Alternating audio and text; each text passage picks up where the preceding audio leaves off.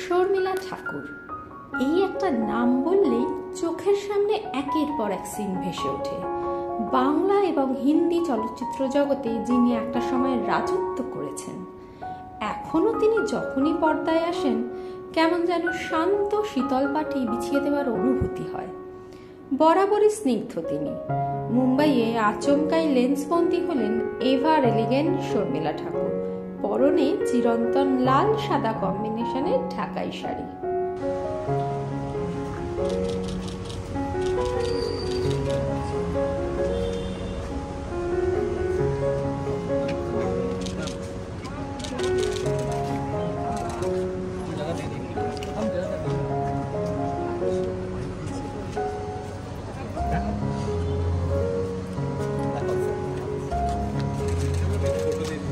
रुके ना मैम गाड़ी छोड़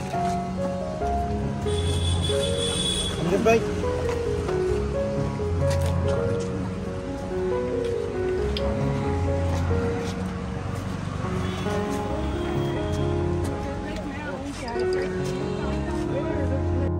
এই সময় ডিজিটাল।